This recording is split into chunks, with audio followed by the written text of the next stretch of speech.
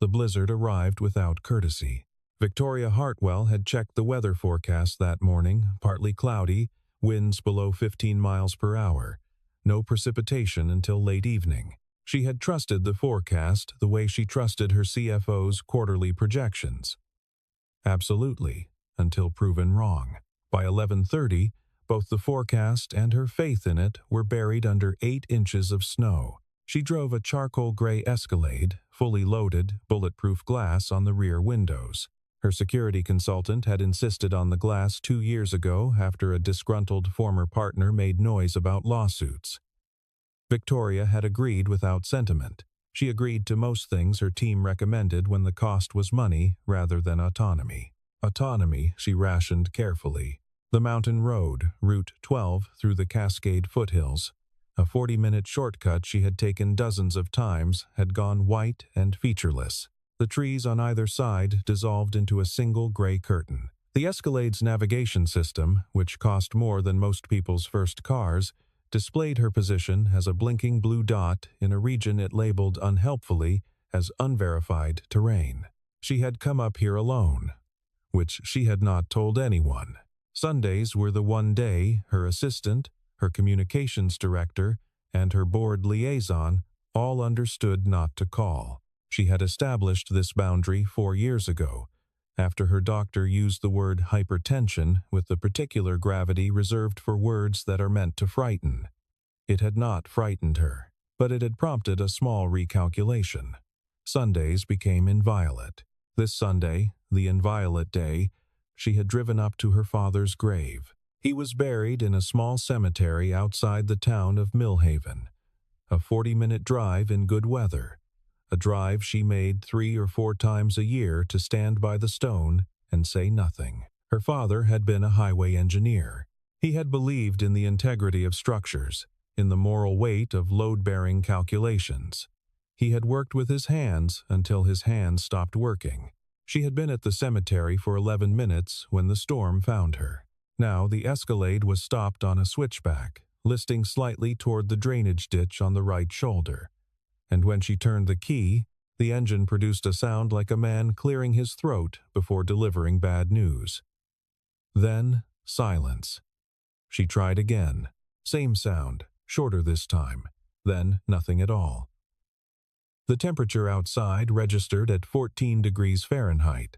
Victoria Hartwell had negotiated hostile acquisitions on 3 continents. She had restructured a failing aerospace division in 11 weeks.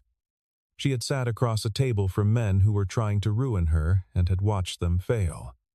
She was not a woman who panicked. She sat very still in the cooling vehicle and felt the specific, clarifying quality of genuine fear. Her phone showed 2 bars of signal, then 1, then a small icon she recognized as the international roaming symbol, which made no sense and was probably the phone's version of a shrug. She called 911.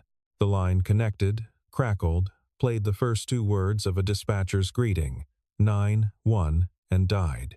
She tried twice more. Nothing.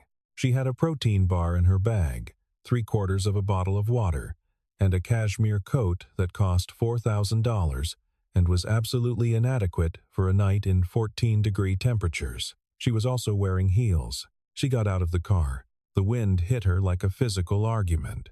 She leaned into it and started walking uphill, because downhill felt like surrender, and because somewhere in the analytical part of her brain that kept running even now, she remembered that the summit of the switchback connected to a service road that connected to the maintenance depot for the county road crew. She had walked perhaps 300 yards when she saw the headlights.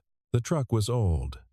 Not charmingly old, not vintage, simply old, the way working things get old when they are used constantly and maintained with competence but never replaced before necessary.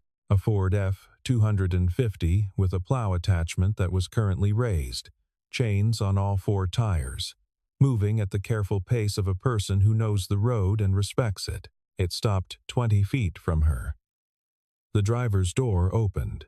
The man who got out was perhaps 38, 40 at the outside. Broad through the shoulders, not from a gym but from the kind of work that builds you as a side effect.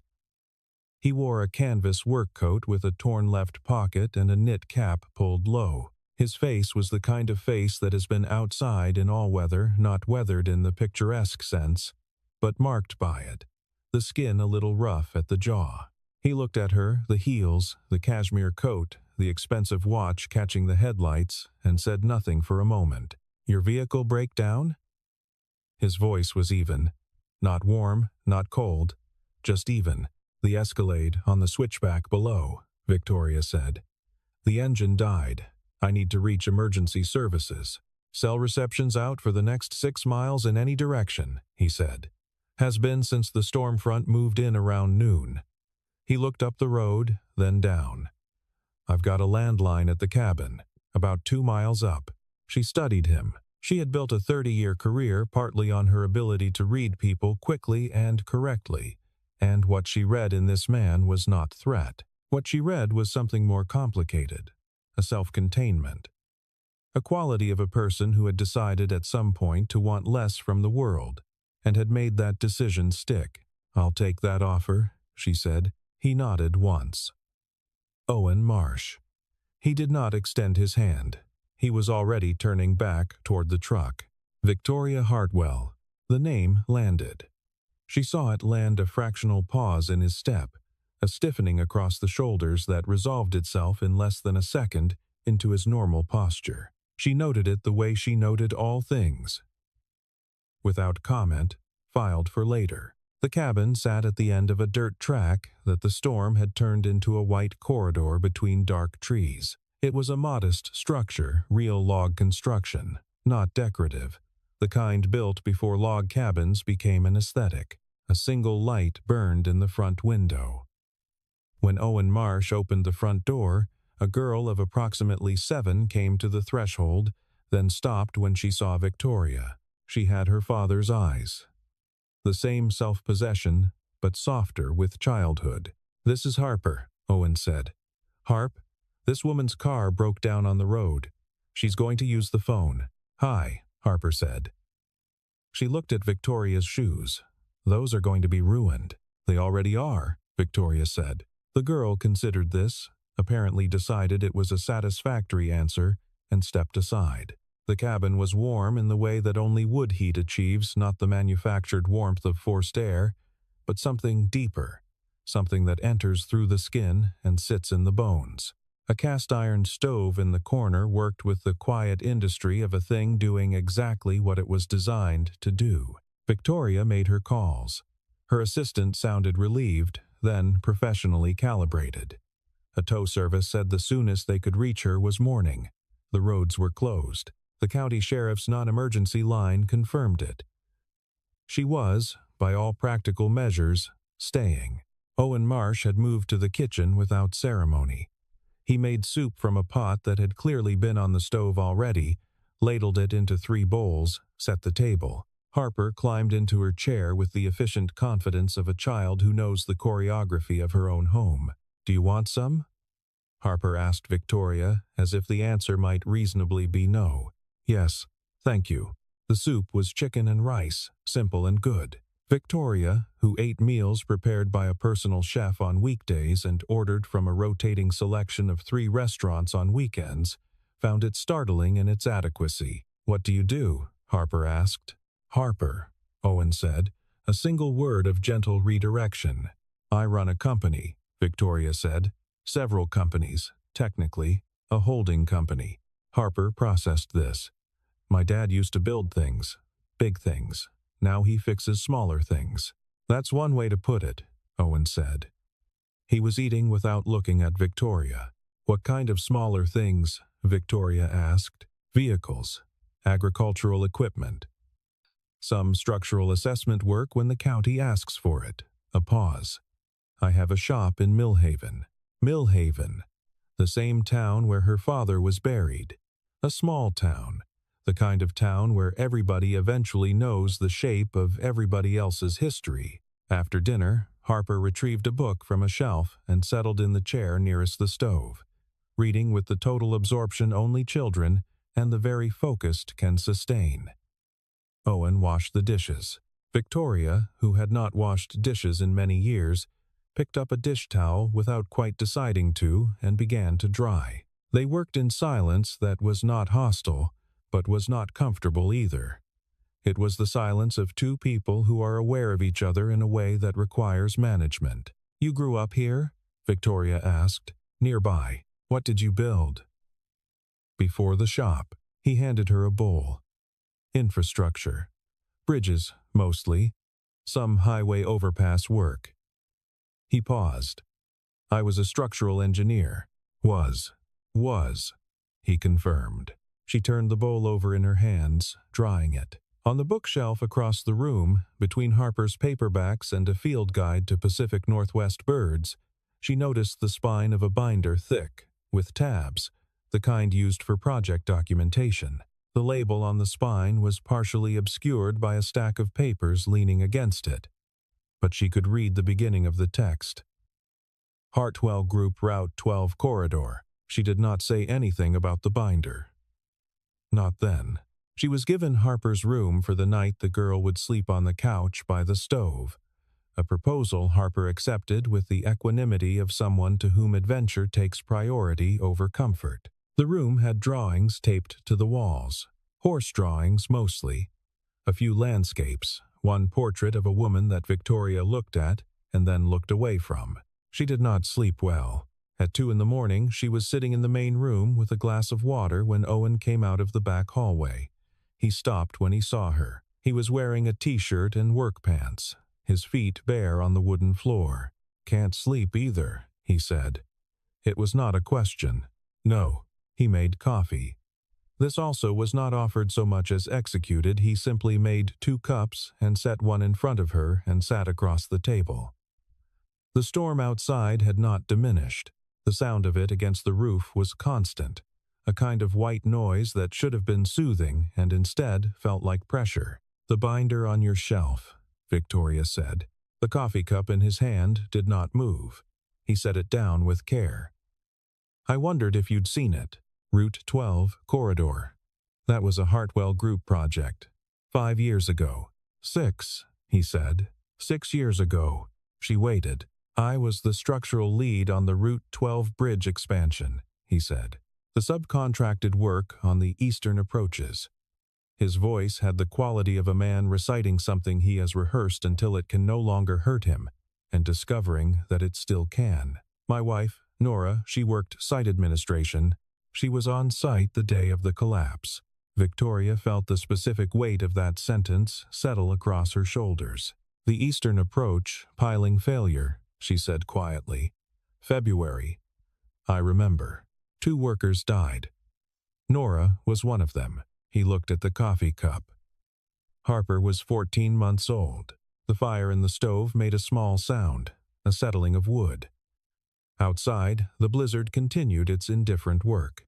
"Owen, I filed safety reports," he said. 16 weeks before the collapse. I flagged the piling installation, the concrete pour schedule was being compressed, the curing time was inadequate for the temperature conditions. I sent it up the chain.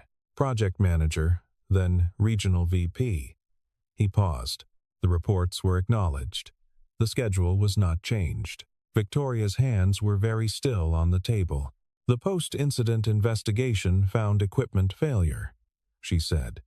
The words tasted like something she did not want in her mouth. "The post-incident investigation was conducted by a firm hired by Hartwell Group's insurer," Owen said.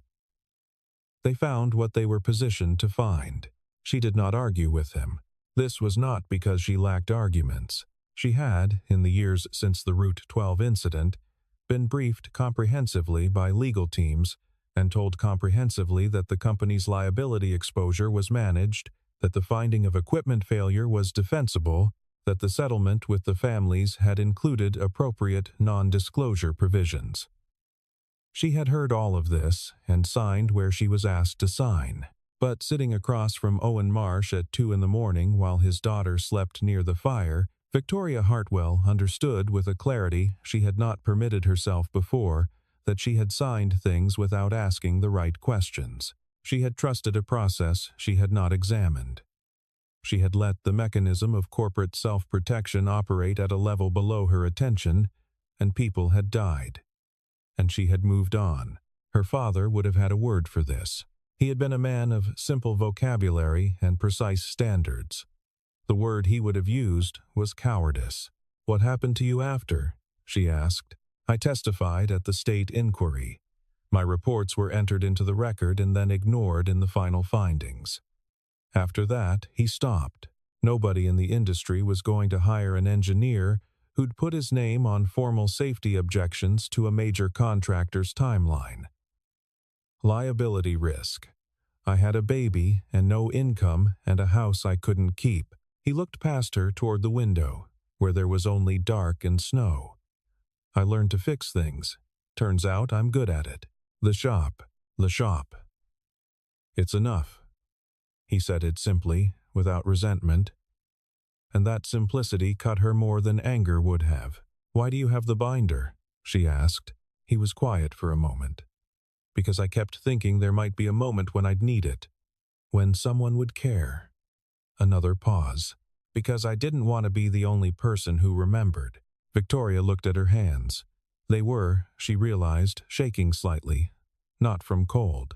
"When you saw my license plate today," she said carefully. Owen looked at her. His expression was very still. "You recognized the personal plate," she said. "VH1. Hartwell Group registered. You'd have seen it in documentation years ago." A long silence. "The fire. The wind." "Yes," he said. "And you stopped anyway." He turned the coffee cup once in his hands. "Harper was in the truck," he said. "She saw the car in the snow and she said, 'Somebody's stuck, Daddy.'" He put the cup down, and I thought about what kind of man I want her to watch me be. Victoria said nothing. There was nothing adequate to say. She thought about the lockbox on the passenger side floor of the truck. She had noticed it when she climbed in a small metal case, latched. She had thought, practical man, rural area, nothing unusual. Now she thought about it differently, and she thought about the quality of his voice when he said Harper was in the truck, and the weight that anyway carried in everything he had not said aloud. She asked him to show her the reports. He looked at her steadily for a moment, as if assessing something. Then he went to the shelf and brought the binder to the table. The binder was meticulous. Owen Marsh was an engineer, and engineers document with a specificity that serves no purpose except truth. The safety reports were dated, time-stamped with the digital log from the project management system, each one showing a response received and a timeline maintained despite the objection. There were photographs of the piling forms, temperature logs, concrete supplier specifications versus actual delivered specifications. Emails from the regional project manager, a name she recognized, a man who had since been promoted to a vice president position that said, in the careful language of people protecting themselves while doing the wrong thing, noted, "Timeline cannot accommodate delay. Proceed per schedule." Victoria read for an hour. By the time she closed the binder, the clock on the kitchen wall read 3:47 a.m. And the storm outside had, almost imperceptibly, shifted. The sound against the roof had changed from an assault to something more measured. "Carl Brenner," she said. "The name of the vice president, the one in the emails. He handled the project corridor. My reports went to him starting in week 8. He's been with the company for 11 years. He manages our Western Infrastructure Division." She paused. "He oversees a portfolio of about $400 million in active projects." Owen said nothing. "He knew," Victoria said. Not a question. He knew. She pressed her fingers flat against the binder cover. The leather was worn at the corners. He had handled it many times. A document that someone carries the weight of for 6 years develops a particular quality of wear. "If I open a formal investigation," she said slowly, "I need to understand what I'm looking at. A potential finding of internal suppression of safety data. That's not a civil matter. That's criminal negligence at minimum." "I know what it is," Owen said. "It will be disruptive. It will have significant financial consequences for the company. It will almost certainly result in prosecution." He was watching her. Are you asking me whether you should do it? No. She looked up. I'm telling you I'm going to. I need to know whether you'll cooperate with an independent investigation, not a company-selected firm, an independent one. Something shifted in his face. Not a dramatic change. Owen Marsh did not seem to do dramatic, but a shift, like weight redistributing. Yes, he said. Harper woke at 7. She emerged from her makeshift bed by the stove with her hair disarranged and her expression one of immediate, practical interest in the world. She looked at the two adults sitting at the kitchen table with empty coffee cups between them and the binder closed to the side, and she said, "Is it still snowing?" "Not much," Owen said. "Coming down light." Harper went to the window and looked out. The road might be clear by afternoon. She turned back to Victoria. "Did you sleep at all?" "Not really. My dad doesn't sleep sometimes," Harper said, with the matter-of-fact delivery of someone reporting observable fact. "He says it's because his brain doesn't know how to stop." She went to the cabinet and got out a box of oatmeal. "Do you want breakfast?" "Harper," Owen said. "What?" "She's here. She should eat." Harper looked at Victoria. "He always makes me eat before doing anything hard. It's a rule." Victoria looked at the girl, then at the man. "What's hard today?" she asked Harper. "I don't know," Harper said seriously, "but something feels like it is. Children do this." Victoria had forgotten. They named the atmosphere in the room with a directness that adults have learned to be polite about. Owen made oatmeal. Harper ate with focused efficiency and then announced she was going to check on the goats in the shed out back, which apparently was a real thing that required checking, and she put on her coat and boots and went out into the late storm morning. "She's perceptive," Victoria said. "She's her mother's daughter." He said it evenly, without performance. Not an expression of grief so much as a statement of fact, the way you say a thing that is true and has been true long enough to coexist with your breathing. Victoria thought about the portrait on the bedroom wall. The woman in it had been dark-haired, with a quality of contained energy about her even captured in her daughter's crayon. "I'm sorry," Victoria said. "I know that's inadequate. I want to say it anyway." Owen was quiet for a moment. "The adequate thing is what you said last night about the investigation." "I meant it. I know." He looked out the window at the lightening sky. It's strange. I've spent 6 years with this." He touched the edge of the binder, thinking about what I'd say if I ever had the chance to say it to someone who could do something. I had about 15 versions of the speech. Were any of them good? A small sound that was the closest he'd come to a laugh. No, they were all angry, which is accurate, but not, he stopped. Not what she'd have wanted. Nora. She was practical about everything, even the big things. She'd have wanted it fixed. The county road crew came through at 11:30. By early afternoon, Owen had driven down the mountain with a set of jumper cables and a suspicion about the Escalade's alternator that proved correct. The engine turned over, ran, and produced heat. Harper stood in the road while this happened, wearing her coat and watching with proprietary interest, offering commentary that was occasionally accurate and always confident. When the vehicle was running, Victoria stood beside it and looked at Owen. The mountain was quiet now. The storm had left the kind of clean silence that follows a large disturbance, every surface coated, every edge softened, the world simplified. "Give me your number," she said. "For the investigation. My general counsel is going to need to reach you." He gave it to her. She put it in her phone. "This is going to take time," she said. "These things always take longer than they should." "I know how long things take," he said. "I've been waiting 6 years." She nodded. She looked at Harper, who was writing something in the snow with a stick. "She's all right, isn't she?" "In the real sense. She's better than all right," Owen said. "She doesn't carry it the way I do. She never knew Nora well enough to lose her specifically. She lost the concept of a mother, which is its own thing, but he watched his daughter. She's just herself. She came into the world herself, and she stayed that way. Victoria had no adequate response to this and did not attempt one. She got into the Escalade. Through the window, she watched Harper look up from her snow riding and wave with the uncomplicated friendliness of a child who has already categorized this woman as non-threatening and possibly interesting. Victoria raised her hand. She drove down the mountain and did not stop until she reached the cemetery where her father was buried. She stood at the headstone for longer than she usually stood there. She did not speak because she had never been able to figure out what to say to the dead.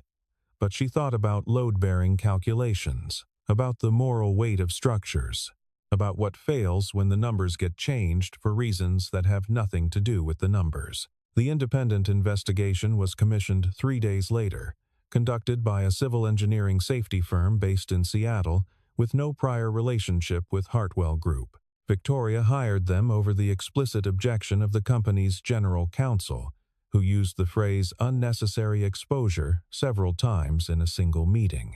She used the phrase correct action once and ended the meeting. The investigation took 4 months. Owen Marsh cooperated completely. He provided the original documentation, gave testimony across 2 full days of recorded interviews, and submitted to a technical review of his methodology by 3 independent structural engineers, all of whom confirmed that his safety concerns had been procedurally sound and substantively correct. The concrete pour in question had been scheduled with a 22% reduction in required curing time due to project timeline pressure. This had been known, documented, and approved by Carl Brenner and 2 other project-level managers.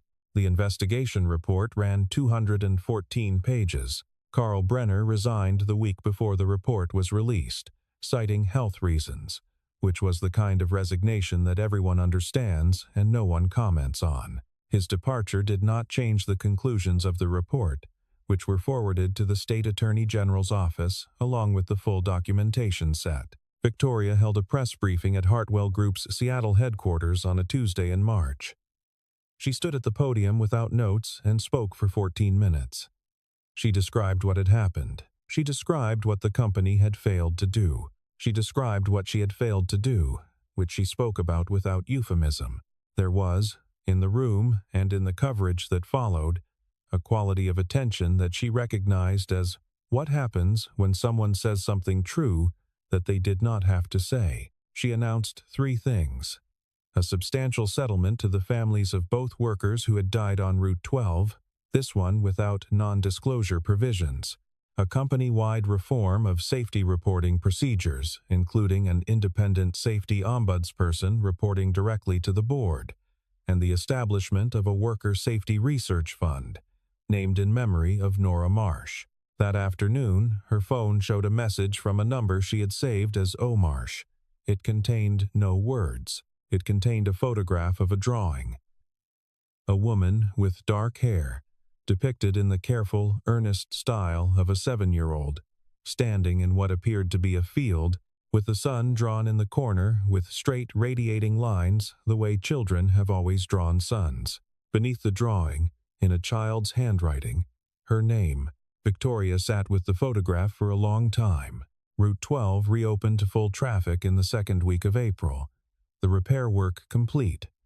The eastern approach rebuilt to updated specifications with additional oversight. Victoria drove it on a Sunday, alone, the way she drove most things when they mattered. She stopped in Millhaven at a shop on the eastern edge of town, a metal building with a hand-painted sign, Marsh Mechanical. The parking lot held 2 trucks and a tractor in various states of examination. A radio was playing somewhere inside. She found Owen Marsh lying on a creeper under a combine harvester, visible only from the knees down. "Your alignment's off on the front end," she said. A pause from under the machinery. Then the creeper rolled out and Owen looked up at her from the floor with an expression that was not quite surprise and not quite anything else yet. "The combine," he said, obviously. She looked around the shop. It was organized in the way of a person who needs to find things efficiently.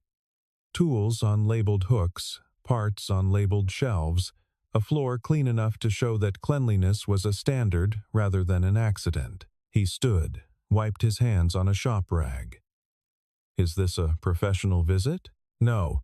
He looked at her for a moment, doing what she recognized as the same calculation she was doing. Reading the situation, identifying the variables, deciding how much uncertainty to tolerate. "Harper's at school until 3, he said. "I was going to make lunch around noon. I drove past a diner on Main Street." "The Millhaven Diner," he said. "Ellie's place. The food is actually good. I'll buy you lunch," Victoria said, "in exchange for not asking me to explain why I'm here." A small pause. "Seems like a fair trade." They walked the 4 blocks to the diner along a street that was just coming into its spring version window boxes with young plants.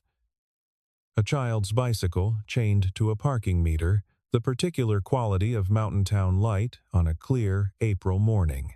Owen walked the way he did everything, at a pace that was sufficient and no faster, with an attention to the immediate surroundings that she was beginning to understand as the signature of someone who had chosen to live in the present tense. The diner was warm and smelled of coffee and something baked.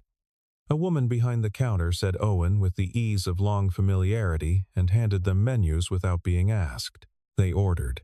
They sat across from each other in a booth by the window. "How is it?" Victoria asked. "After." The investigation, the coverage. He considered this with the care he gave all questions. "Strange," he said finally. "It doesn't. I thought it would feel like justice. And it's something, but it's not quite that. Justice would mean it hadn't happened."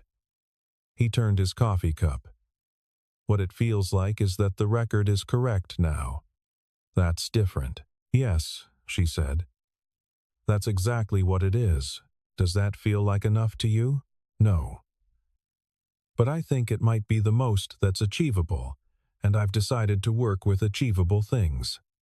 She looked out the window at the street. "My father was an engineer. He used to say that a structure is only as honest as the people who build it." Owen said nothing, but she could see him receiving this. "I think about that a lot now," she said, "about what I've been building, whether it's been honest. And some of it was, some of it wasn't. The work now is figuring out the difference and fixing the parts that aren't." He looked at her across the table. Outside, April moved through Millhaven at its own pace, indifferent and complete. A bell above the diner door rang as someone came in from the street. "That's actually not a bad plan," Owen Marsh said. Victoria Hartwell picked up her coffee. "I know," she said. It was the first time he laughed. It was a real laugh, not large, but real, and it changed the quality of the air between them, from negotiation to something with a different shape entirely. They ate. The food was good, as he had said it would be. After, they walked back to the shop and he showed her the combine and explained the mechanical problem with the patience of someone who likes explaining things when the listener is genuinely listening. She was genuinely listening. At 2:45, she said she needed to be on the road before the mountain pass got busy. "Harper gets off the bus at 3, he said. "She'd want to see you." Victoria calculated the drive. "I can stay until 3:15. Harper arrived at 3:02 on a school bus that deposited her at the end of the block with 3 other children who dispersed in separate directions. She saw Victoria standing in the parking lot, and her face arranged itself into the expression Victoria had seen once before. In a doorway during a blizzard. Interest, assessment, welcome.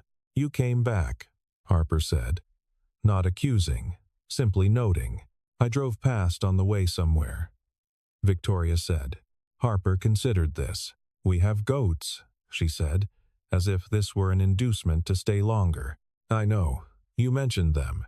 They're in the shed. You can see them if you want." Victoria looked at her watch. "At the mountain." "At the girl. Show me the goats," she said. Harper took her hand, not asking, simply taking it, with the confidence of a child who has decided something, and led her toward the shed behind the shop. Owen followed a few steps behind. The April light came over the mountain in the particular way it does when a long season has finally changed, and the mud of the lot was soft under their feet and the radio inside the shop was still playing something to no one. The record was correct. The structures that could be repaired were being repaired. The ones that had failed were documented, named, and would not be papered over again. It was not justice. Owen had been right about that. But Harper Marsh was walking ahead of them now, pulling open the shed door, saying something about the black and white goat being named after a state for a reason she could not quite remember, and the goats were there, 4 of them, turning their odd rectangular pupils toward the incoming light, and that was Sunday.